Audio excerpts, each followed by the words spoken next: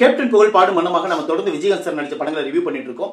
அந்த வகையில் 86வதா அவர் நடிச்ச வெளியான படம் தான் என் புருஷன் தான் எனக்கு மட்டும்தான் அப்படிங்கிற ஒரு குடும்ப காவியம், மிகப்பெரிய பிளாக் பஸ்டர் நடிச்ச படம். இது வந்து மனோபாலா டைரக்டர் மனோபாலா டைரக்ட் பண்ண படம். இதை வந்து பி கலைமணி அவர்கள் கதை வசனத்தில் எழுதியிருப்பாரு. இப்போ வந்து பாத்தீங்கன்னா அந்த படத்துக்கு இளையராஜா மியூசிக். இது வந்து பிப்ரவரி 3ஆம் தேதி 1989ஆம் வருஷம் இந்த படம் ரிலீஸ் ஆச்சு. இந்த படத்தோட ஸ்டோரி பத்தி பாக்குறதுக்கு முன்னாடி நம்ம சேனலை சப்ஸ்கிரைப் பண்ணி வச்சுக்கோங்க. அப்பதான் நான் போடுற வீடியோ உங்களுக்கு வந்து கிடைக்கும். என் புருஷன் தான் எனக்கு மட்டும்தான். இந்த படத்தோட ஸ்டோரி என்னன்னு பாத்தீங்கன்னா, அதுக்கு முன்னாடி இந்த இன்னொரு விஷயத்தை சொல்லிடுறோம். நம்ம கேப்டன் அவர்கள் வந்து ஒரு ஆக்ஷன் படமாவே எடுத்துட்டு இருந்தாரு. என்னன்னு பாத்தீங்கன்னா, பூந்தொட்டு காவல்காரன், செந்தூர பூவே, அப்புறம் வந்து பாத்தீங்கன்னா தம்பி தங்க கம்பி, உழைத்து வாழ வேண்டும் கூட ஒரு குடும்ப படம் தான். ஆனா இருந்தாலும் ஒரு ஒரு ஆக்ஷன் கலந்து ஒரு குடும்ப படம் அப்படின்னு கூட சொல்லலாம். பாதி ஆக்ஷன் பாதி குடும்ப படம் அப்படி சொல்லலாம். ஆனா இந்த படம் வந்து முழுக்க முழுக்க குடும்ப படம் மட்டும்தான். அதாவது வந்து விஜயகாந்த் சாரோட ஜர்னில இருந்து கொஞ்சம் மாறுபட்டு உழைத்து வாழ வேண்டும் எடுத்தாரு. அது ஓரளவுக்கு நல்லா ஹிட் ஆனதுனால இப்ப என்ன ஆகுதுன்னு பாத்தீங்கன்னா, என் புருஷன் தான் எனக்கு மட்டும்தான் கதை வந்து மனோபாலா சொல்லும் போது எந்த விதமான ஒரு கேள்வியும் கிடையாம இந்த படம் கதை எனக்கு ரொம்ப பிடிச்சிருக்குன்னு சொல்லிட்டு விஜயகாந்த் விரும்பி நடிச்ச படம் தான் இந்த என் புருஷன் தான் எனக்கு மட்டும்தான் இந்த படம். இந்த படத்தோட ஸ்டோரி பத்தி பாக்குறதுக்கு முன்னாடி நம்ம சேனலை நீங்க கண்டிப்பா சப்ஸ்கிரைப் பண்ணி வச்சுக்கோங்க. அதுக்கு முன்னாடி லைக் போட்டீங்கன்னா ஹைப்னு வரும். அதை தொட்டீங்கன்னா நம்ம வீடியோ இன்னும் நிறைய பேருக்கு ரீச் ஆகும். இந்த படத்தோட ஸ்டோரி பத்தி பார்ப்போம். என் புருஷன் தான் எனக்கு மட்டும்தான் அப்படிங்கிற ஒரு படம் வந்து விஜயகாந்த் சாரு, ரேகா, சுஹாசினி, வி.கே. ராமசாமி, அப்புறம் வந்து பாத்தீங்கன்னா தியாகு, நிறைய பேர் நடிச்சிருப்பாங்க இந்த படத்துல. வெண்ணி நடைமூர்த்தி கூட சூப்பரான ஒரு நடிப்பு கொடுத்திருப்பாரு இந்த படத்துல. இந்த படத்தோட ஸ்டோரி பத்தி பார்ப்போம். இந்த படத்தோட ஸ்டோரி என்னன்னு பாத்தீங்கன்னா, ஓப்பனிங்ல ஒரு புருஷன் பொண்டாட்டி, அவங்களுக்கு ஒரு சின்ன குழந்தை, சுஜிதா சின்ன குழந்தை. இப்ப என்னன்னு பாத்தீங்கன்னா, ரேகாவும் விஜயகாந்த் சாரும் புருஷன் பொண்டாட்டி. விஜயகாந்தை கண்டாவே ரேகாவை சுத்தமா பிடிக்காது. அது காரணம் என்னன்னு பாத்தீங்கன்னா, ரேகா வந்து ஒரு பணக்காரி வீட்டு பொண்ணு, வி.கே. ராமசாமியோடைய பொண்ணு. வி.கே. ராமசாமி ஒரு பெரிய பணக்காரரு. அவருடைய மகன் வந்து தியாகு, தங்கச்சி வந்து ரேகா வந்து ஒரு சந்தர்ப்ப சூழ்நிலையால விஜயகாந்த் கல்யாணம் பண்ணிக்குவாரு. பண்ணோடனே விஜயகாந்த் சார் சுத்தமாவே அவங்களுக்கு பிடிக்காது. ஏன்னா விஜயகாந்த் சார் வந்து சாதாரண ஒரு 8வது படிச்சாலே அவங்க வந்து பெரிய படிச்சிருக்காங்கன்னு வச்சுக்கோங்களேன், பிடிக்காது சுத்தமாவே. அதனாலேயே விஜயகாந்த் சார எந்த இடத்துலயுமே அவங்க மரியாதை கொடுத்து பேசுறது இல்ல. அவங்க பேச்சா அவங்க கேட்கறதே கிடையாது. இதுக்கு காரணம் என்னன்னு பாத்தீங்கன்னா, விஜயகாந்த் சார் தங்கச்சி வந்து தியாகு கல்யாணம் பண்ணிருப்பாரு. இங்களை மிரட்டணும்னா அங்க தியாகு விஜயகாந்த் சார் தங்கச்சி அடிப்பாரு. அதுதான் காரணம். இப்ப என்னதுன்னு பாத்தீங்கன்னா, விஜயகாந்த் சாருக்கு அவங்க பொண்ணுக்கு சாரதான் பேர் வச்சிருப்பாரு. அதுக்கு காரணம் என்னன்னு பாத்தீங்கன்னா, பொண்ணுக்கு சாரதான் பேர் வச்சுட்டு சாரதாங்கிற பேரே கூப்பிட மாட்டாரு, குட்டின்னு தான் கூப்பிடுவாரு. இப்ப என்னதுன்னு பாத்தீங்கன்னா, அந்த காரணம் என்னன்னு பிளாஷ்பேக் சொல்லுவாங்க. உண்மையிலே அந்த பிளாஷ்பேக் பார்த்துட்டு நான் மிரண்டுட்டேன். இது இந்த மாதிரிலாம் படம் எடுக்க முடியுமா அப்படின்னு யோசிச்சேன். இப்ப என்னதுன்னு பாத்தீங்கன்னா, பிளாஷ்பேக்ல இவர் வந்து கீழே உட்கார்ந்து தையல் பண்ணுவாரு. தையல் கிழிஞ்சது கிளியாதது இந்த மாதிரி தையல் பண்ற வேலை மிஷின்ல, அது கையில ஓட்டி தையல் பண்றது, அந்த மாதிரி வேலை செஞ்சுட்டு இருப்பாரு வீதியில் உட்காந்துக்கிட்டு விஜயகாந்த் சார். இப்போ என்ன ஆகுதுன்னு பாத்தீங்கன்னா, பெரிய ஒரு முதலாளி கடை இருக்கும், ஒரு பெரிய கடை. அங்க வந்து பேண்ட் ஷர்ட் ஒரு துணி கொடுத்தாவே அது திருப்பி கொடுக்கறது 1 வருஷம் ஆகும், அந்த அளவுக்கு பிஸியான ஒரு கடை.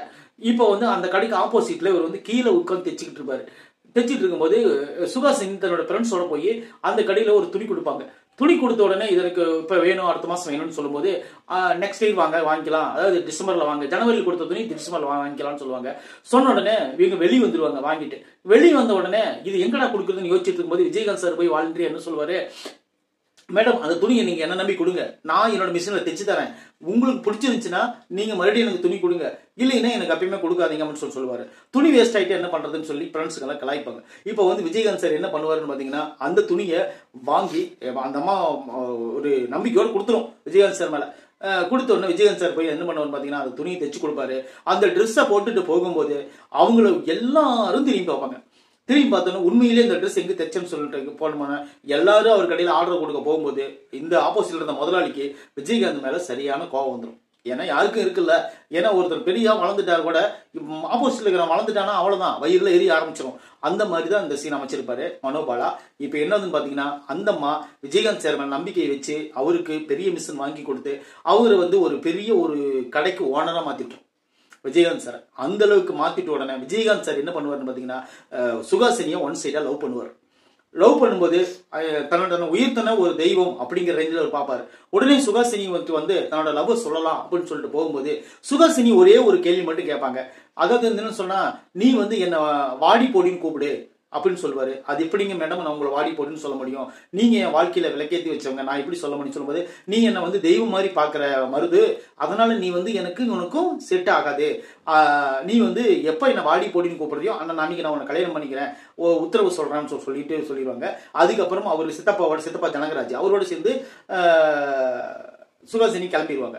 இப்ப என்னதுன்னு பாத்தீங்கன்னா அதுக்கு இடையில ஒரு சூப்பரான ஒரு சீன் நடக்கும். என்னன்னா விஜயகாந்தோட தங்கச்சி காலேஜ்ல படிக்கும் போது தியாகுவால கெடுக்கப்பட்டு மாசம் ஆயிடுவாங்க.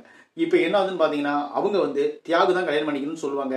இதனால தியாகு வீட்டுல போய் சம்மந்தம் பேசும்போது தியாகு வீட்டுல என்ன சொல்லிடுவாங்கன்னு பாத்தீங்கன்னா, அதாவது நீ சம்பாரிச்சு வச்சிருக்கிற சொத்து, உன்னோட கடை, 100 பவுன் நகை போடணும், எல்லாமே எங்களுக்கு கொடுத்துட்டீங்கன்னா உன் தங்கச்சிய என் பையனை கட்டி வைக்கிறேன்னு தியாகுவோட அம்மா சொல்லிடுவாங்க.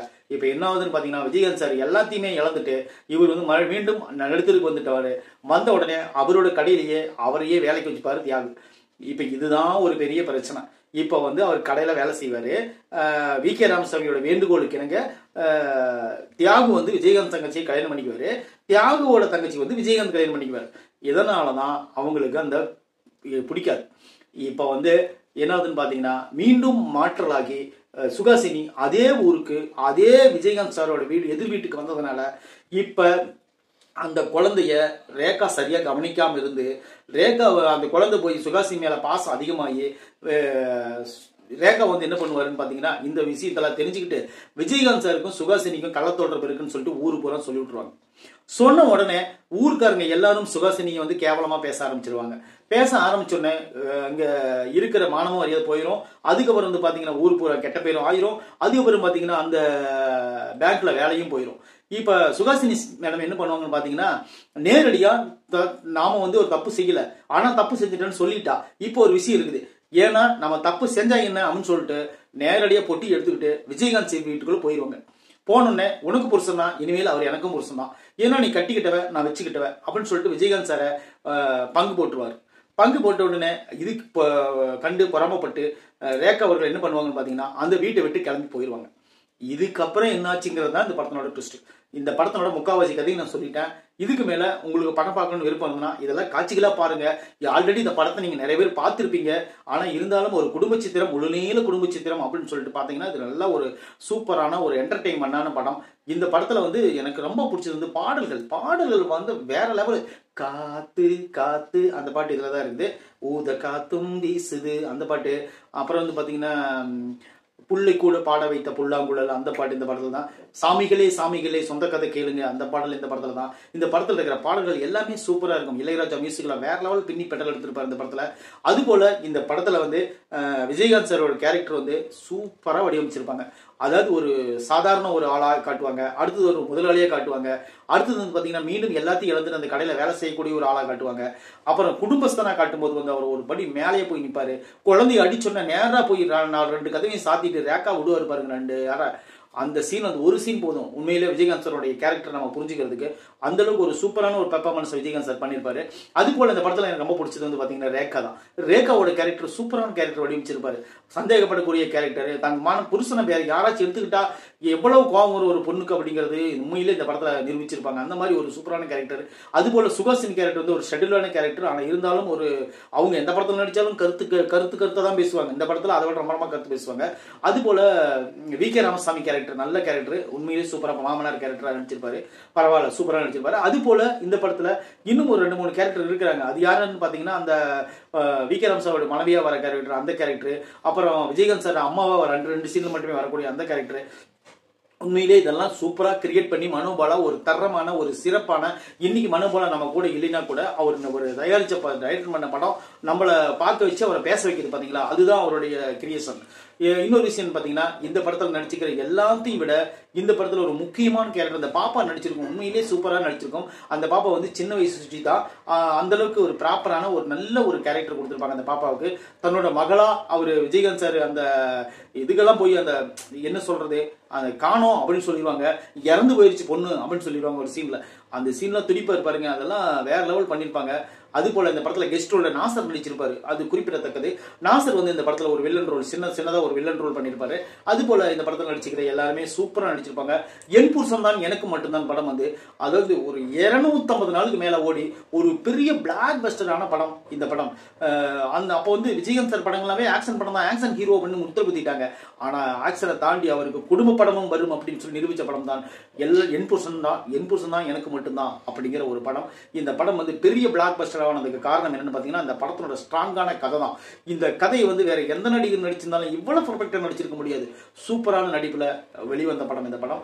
இந்த படத்தை பார்க்கணும்னு நினைச்சீங்கன்னா கண்டிப்பா நீங்க போய் பாருங்க. உங்களுக்கு வந்து குடும்பத்தோட உட்காந்து அது நல்ல ஒரு என்டர்டைன்மெண்டான படம். இந்த படத்தை பாத்தீங்கன்னா ஒருத்தர் மேல குறை சொல்றதே நீங்க மறந்துடுவீங்க. அந்த மாதிரி ஒரு சூப்பரான படம்.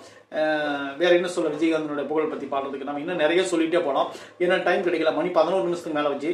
அதனால இந்த வீடியோவை இதோட நான் நிப்பாட்டிக்கிறேன். கேப்டன் புகழ் பாடும் மன்னமாக நான் சொல்லும் போதே உங்களுக்கு தெரிஞ்சிருக்கும். எந்த சீன்லையுமே நம்ம கேப்டனை பத்தி நான் தவறா ஒரு வார்த்தை கூட சொல்ல மாட்டேன். ஏன்னா நான் எல்லா படங்களையும் பார்வையிட்டு தான் பேசுவேன். நன்றி, வணக்கம்.